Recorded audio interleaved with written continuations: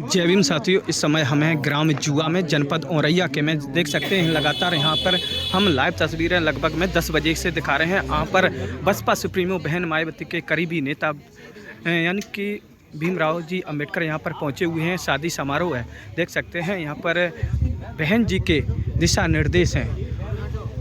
निर्देश हैं, उसी को लेकर के यहाँ कार्यकर्ताओं में लगातार जोश बढ़ते हुए।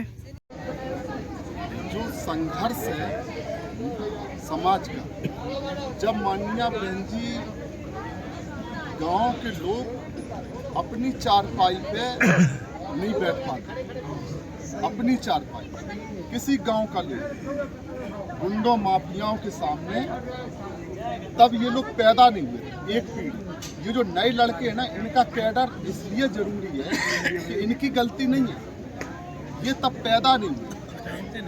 2012 में सरकार चली गई तो जिनकी उम्र 2012 में 10 साल 12 साल 15 साल थी, जब वो समझ आई, आज उनकी उम्र है 30 साल। 30 साल के बच्चे ने माननीय बहन जी का त्याग बलिदान नहीं दिया कि माननीय बहन जी ने उत्तर प्रदेश के गुंडों माफियाओं, जो बड़े गुंडे माफिया जिनके सामने उत्तर प्रदेश की बड़ी बड़ी सरकार है, हिम्मत नहीं पड़ती उनके सामने जवान खोलने, उनके खिलाफ संघर्ष करके माननीय बहन जी ने अपनी जान की बाजी लगाकर संघर्ष किया। और जब वो उत्तर प्रदेश की 2 जून 1995 की घटना को जब देखोगे, उत्तर प्रदेश की सरकार, माननीय मुख्यमंत्री जी और उनकी सह पर पूरे उत्तर प्रदेश के छठे छटाए गुंडे और पूरी सरकार के अधिकारी सबने मिलकर माननीय बहन जी की हत्या का प्रयास किया। अगर वो डर जाती, जो लोग कहते ना डरती, वो तब नहीं डरी जब मौत सामने खड़ी, मतलब मौत सामने खड़ी और उस मौत से लड़ी।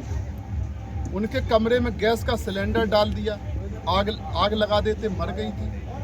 तो मौत से नहीं डरी, मौत से लोहा लेके, मौत से संघर्ष करके, मौत के मुंह से निकलकर उत्तर प्रदेश की मुख्यमंत्री बनी। धन्य मानवर कांसीराम साहब, जिन्होंने हमें ऐसी एक आयरन नेतृत्व दिया जो मौत से जूझ के समाज के लिए। और जब मुख्यमंत्री बनी तो उत्तर प्रदेश के छठे छटाए 1,40,000 गुंडों एक महीने के अंदर जेल की सलाखों में डाला।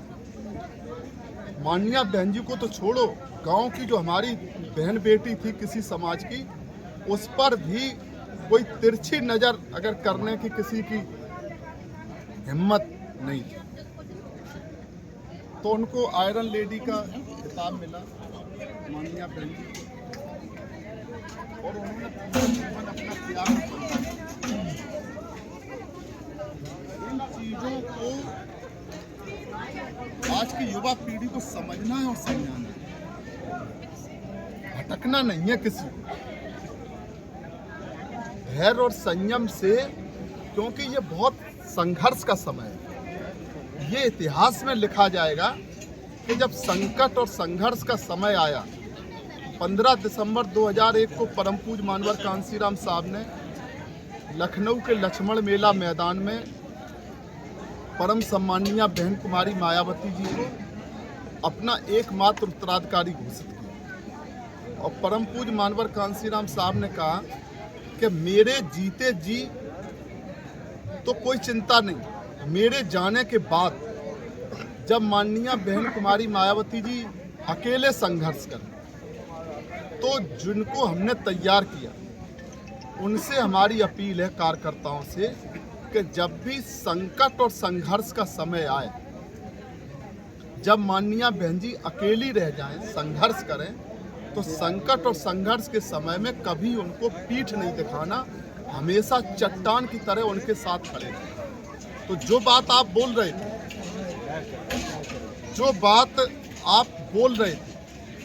कि जो लोग कहते कि हम समाज के, कोई ऐसा भाई बताओ धरती पर, तुलना करो, अगर आप भाई हो, किसी के भी भाई हो, अपनी बहन के, जो आपकी खून की बहन है, या मान लो आपकी मुंगोली बहन है, अगर आप बहन मानते हो तो एक बात सोचो, युवाओं को खास तौर से, अगर आप कहते कि हमारी बहन, अगर आपकी बहन गरीब हो, कमजोर हो और कोई उसको सताए, दबाए, उस पर हमला करे, चाहे सामाजिक चाहे राजनीतिक किसी तरह का हमला करे, और आप ये कहो कि ये हमारी बहन कमजोर है, तो अगर वफादार और सगा भाई होगा, वफादार होगा, उसके शरीर में खून की जब तक एक एक बूंद रहेगी, उसके शरीर में एक एक सांस रहेगी, तो अपनी बहन के लिए, उसके सम्मान के लिए वो अपनी सांस न्यौछावर कर देगा, अपनी खून की एक एक बूंद न्यौछावर कर देगा, उसका सम्मान नहीं करते। उसको कहते हैं वफादार और सगा भाई। और जो ये आज जो माननीय बहन जी को कमजोर करने का, अम्बेडकरवादी बनते हैं, समाज के बनते हैं, और वो माननीय बहन जी को इस संकट और संघर्ष के समय में देश में जो कमजोर करने में जो विरोधियों के साथ मिले हैं अम्बेडकरवादी, वो वफादार भाई नहीं कहे जाएंगे, वो इतिहास में गद्दार भाइयों में उनकी गिनती होगी। इसलिए सभी युवाओं को ये बात समझाओ, समाज को ये बात समझाओ, सर्व समाज को। माननीय बहन जी ने तो कोई जाति ऐसी नहीं है, कोई धर्म ऐसा नहीं है कि माननीय बहन जी ने किसी के खिलाफ काम किया हो। जब वो मुख्यमंत्री रहीं तो सर्व समाज के हित में काम किए, सर्व समाज के कल्याण के लिए काम किए, सर्व समाज के स्वाभिमान सम्मान के लिए काम किए। तो इसलिए आज ये सबकी जिम्मेदारी है, ये जाति को छोड़ो, जातिवाद को छोड़ो, रिश्ते नातेदारी को छोड़ो। हम भी जैसे बैठे, हम अपनी कह रहे कि अगर हम सपा में चले जाएं, भाजपा में चले जाएं, कांग्रेस में चले जाएं, फिर हम गांव में आए, भगा दो भाई। हम आज बहुजन समाज पार्टी के 40 साल पहले से हम बहुजन समाज पार्टी के कार्यकर्ता हैं। हमने जिस परिस्थिति में 40 साल पहले परम पूज्य मानवर कांसीराम साहब, परम पूजनीय माननीय बहन कुमारी मायावती जी के साथ उनके चरणों में हम 40 साल पहले काम करना शुरू किए, तो हर परिस्थिति में जैसे हैं वैसे आज भी उनके साथ हैं, आज भी हम समाज के साथ हैं। इस बात को समझना पड़ेगा।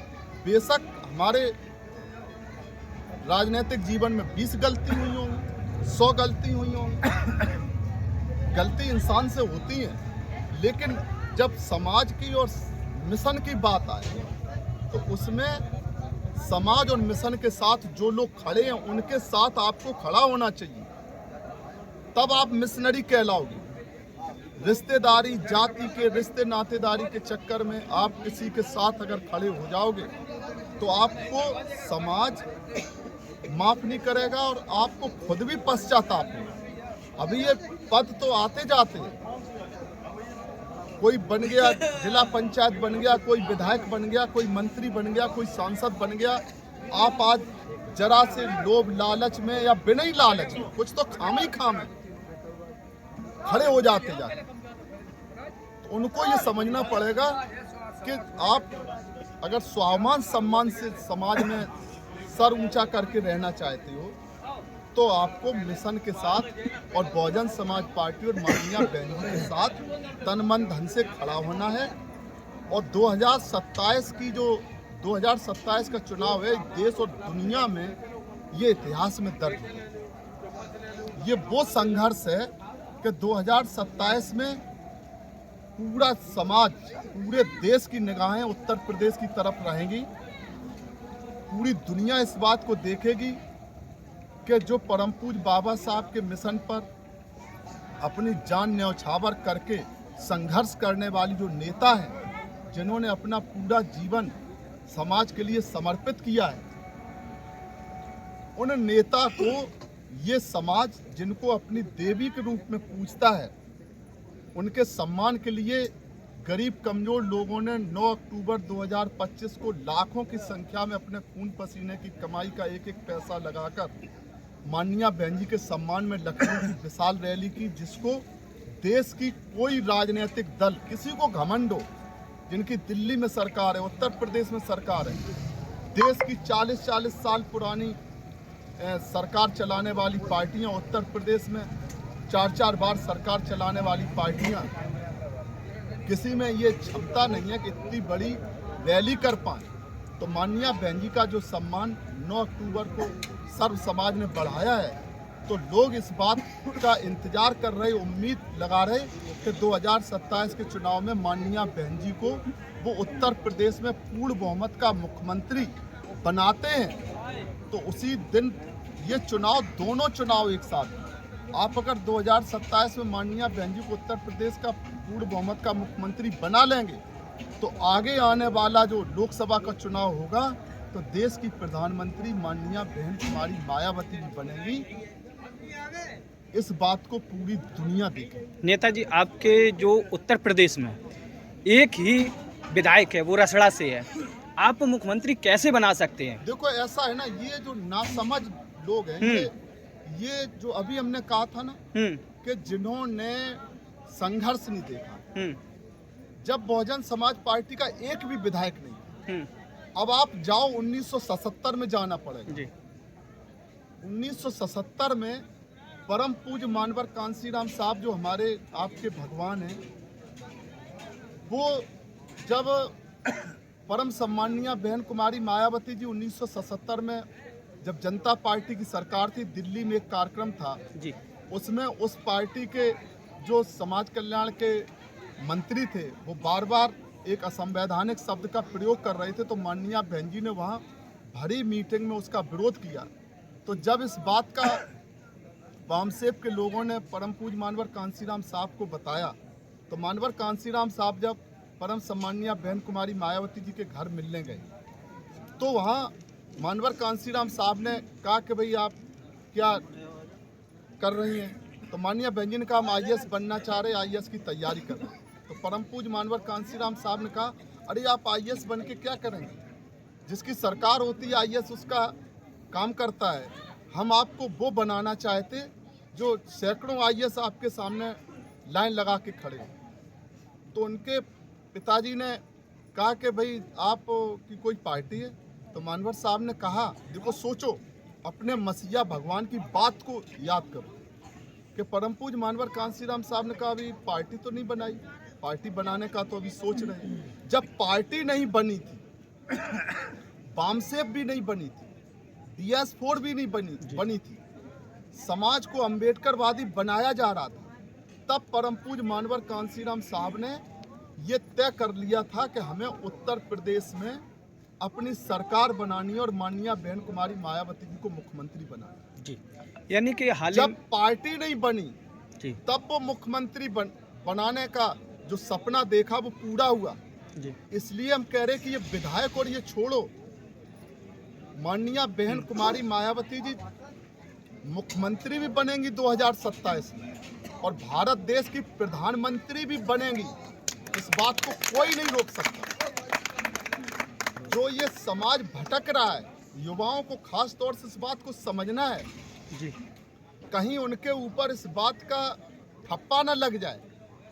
संघर्ष तो अभी जो लोग हैं मानवर कांसीराम साहब और माननीय बहन कुमारी मायावती जी के जी, और लाखों बेटे भी युवा वर्ग के, जिनको ये पश्चाताप हुआ और उन्होंने ये समझा कि हमें जो लोग गुमराह कर रहे हैं, तो हमें गुमराह नहीं होना, हमें माननीय बहन कुमारी मायावती जी के साथ ही रहना है।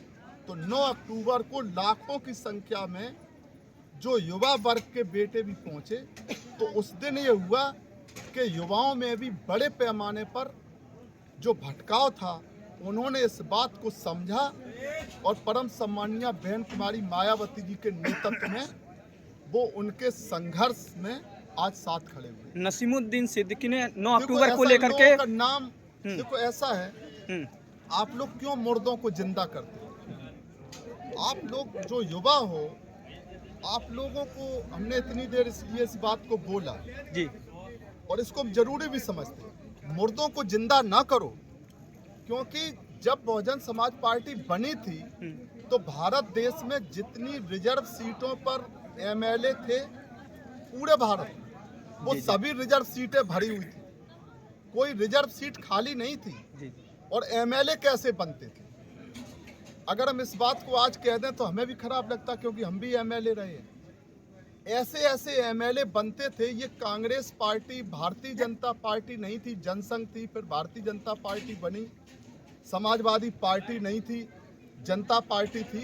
ये ढूंढ के उनको एमएलए बनाते थे जो जानवरों तक के पैर छूते थे, जी जी और जो नम्मतदारों के दरवाजे फूटे चुकट्टा में चाय पीते थे। हम तो अभी माननीय प्रधान जी हमारे कह रहे चलो चाय पियो, तो अभी हम लोग राजा की तरह, मतलब गांव के राजा हैं, राजा के दरवाजे जाएंगे तो हम लोग भी सभी पूरी पब्लिक राजा की तरह बैठ के वहाँ उसमें चाय पीते कप में।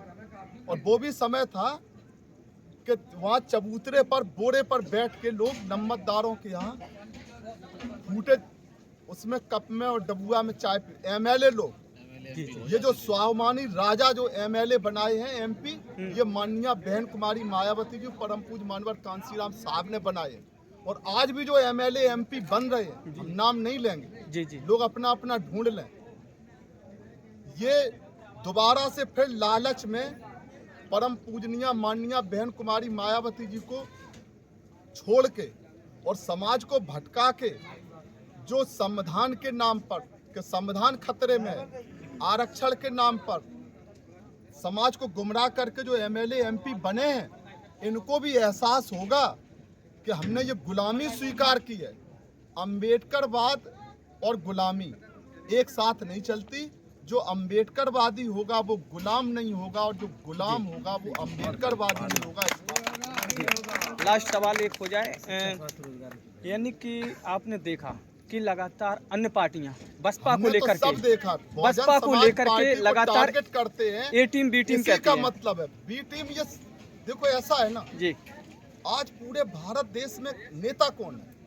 सर्व समाज का स्वाभिमान सम्मान से निडर तरीके से इनसे भारत देश में जो सामंतवादी ताकतें, जो जातवादी ताकतें, जो पूंजीवादी ताकतें, इनसे संघर्ष कौन कर रहा है?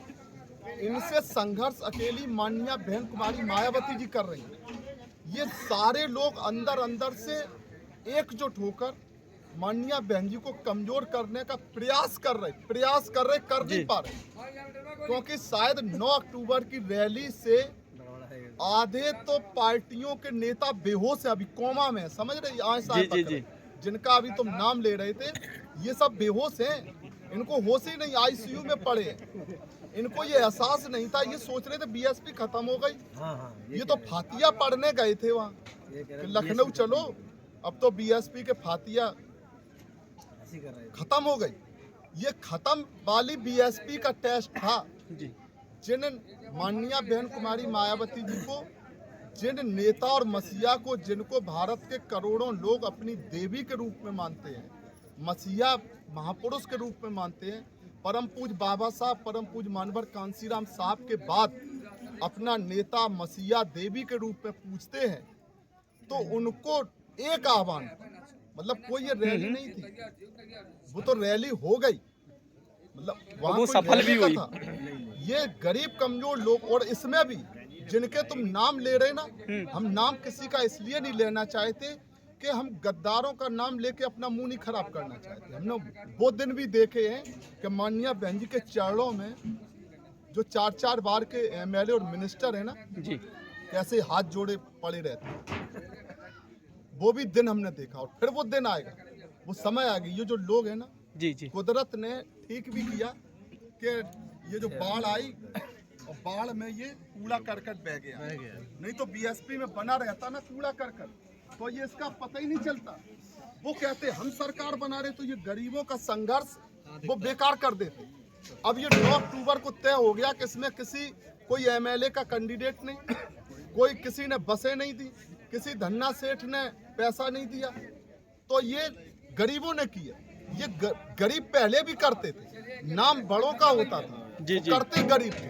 अब की बार 9 अक्टूबर को तय हो गया कि माननीय बहन कुमारी मायावती जी के साथ अभी भी उत्तर प्रदेश के, भारत देश के जो गरीब, कमजोर, मजलूम, जी स्वाभिमानी, संघर्षशील जो अम्बेडकरवादी हैं, वो माननीय बहन कुमारी मायावती जी के साथ चट्टान की तरह खड़े हैं। और जब तक उनके शरीर में एक एक खून की बूंद रहेगी, वो माननीय बहन कुमारी मायावती जी के सम्मान पर न्यौछावर कर देंगे, उनका सम्मान कभी गिरने नहीं देंगे। ये बात 9 अक्टूबर को साबित है।